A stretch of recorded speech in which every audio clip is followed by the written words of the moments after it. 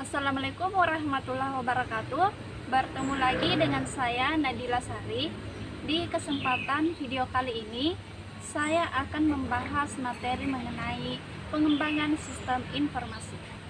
Pengembangan sistem informasi ini dapat atau sering disebut sebagai proses pengembangan sistem, yang artinya menyusun kembali sistem baru untuk menggantikan sistem yang lama atau memperbaiki sistem yang telah ada. Alasan-alasan dilakukannya pengembangan sistem ini biasanya disebabkan timbulnya suatu permasalahan dalam organisasi atau dipengaruhi oleh perkembangan organisasi yang memerlukan sistem yang baru atau memperbaiki sistemnya untuk mencapai tujuan tertentu. Adapun untuk menghasilkan sistem informasi dapat dilakukan dengan dua cara. Yang pertama, sistem analisis merupakan upaya yang dilakukan untuk mendapatkan gambaran dari bagaimana cara sistem bekerja dan menentukan permasalahan-permasalahan apa saja yang ada dalam sistem. Yang kedua, sistem development merupakan langkah-langkah pengembangan sistem yang baru yang berdasarkan pada gambaran cara kerja sistem dan permasalahan yang ada pada sistem. Adapun siklus dari pengembangan sistem ini terdiri dari beberapa aktivitas. Di antaranya, yang pertama,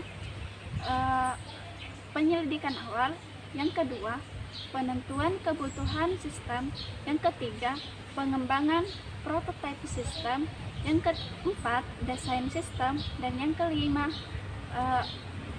implementasi dan evaluasi. Dari beberapa aktivitas yang saya sebutkan tadi, di sini saya hanya akan menjelaskan dua saja, yaitu yang pertama, penyelidikan awal dan penentuan kebutuhan sistem.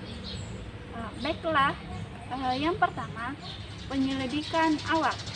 Pada tahap penyelidikan awal ini, menganalisa tentang apa yang diharapkan dari sistem baru yang akan dibuat nantinya. Adapun hal-hal yang perlu diperhatikan pada tahap ini, yang pertama, mencoba memahami dan memperjelas apa yang dibutuhkan oleh pengguna sistem.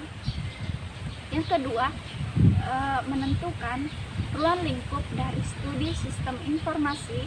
Dan yang ketiga, menentukan kelayakan dari masing-masing alternatif dengan memperhatikan keuntungan dan kerugian yang didapat.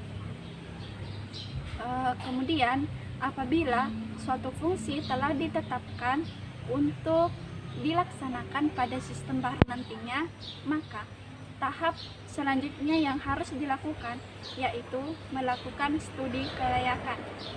Pada tahap ini ada beberapa aspek yang perlu diperhatikan. Di antaranya, yang pertama, menentukan unit yang akan menggunakan sistem. Yang kedua, mengantisipasi kemungkinan keterbatasan dan kendala dari sistem. Yang ketiga, memperhitungkan kendala sistem. Keempat, menentukan target sistem. Kelima, mengatasi kendala waktu. Dan yang terakhir, keenam, menentukan atau memperkirakan biaya proyek. Pada tahap studi kelayakan ini merupakan tahap yang sangat penting, karena pada tahap ini di dalamnya terdapat berbagai aspek yang berkaitan dengan sistem baru yang akan diusulkan. Kemudian tahap ini juga bertujuan untuk memutuskan setiap penyusunan sistem baru untuk menyelesaikan setiap permasalahan di dalamnya. Yang kedua, penentuan kebutuhan sistem. Pada tahap penentuan kebutuhan sistem ini, di mana sistem Kebutuhan sistem dikembangkan dari input, output, proses, dan resource untuk memenuhi kebutuhan organisasi di masa kini dan masa yang akan datang. Pada tahap ini mendefinisikan tentang apa yang dapat dilakukan oleh sistem baru, kemudian menentukan kriteria yang dapat digunakan untuk dievaluasi keandalan dari sistem nantinya. Adapun tujuan operasional yang harus dicapai pada tahap ini meliputi dari 3 pokok tujuan. Di antaranya yang pertama, major goal, merupakan tujuan utama yang berisi alasan-alasan mengapa sistem baru didesain. Yang kedua, intermediate goal, merupakan fungsi-fungsi di luar major goal untuk memperbaiki aliran kerja dari sistem yang mempengaruhi keseluruhan organisasi dengan memerlukan sedikit tambahan biaya.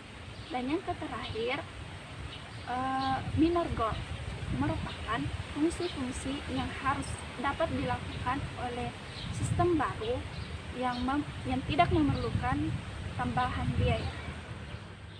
Kemudian, dalam penentuan kebutuhan sistem ini terdiri dari beberapa tahapan, di antaranya tahapan pertama, pengembangan kriteria evaluasi.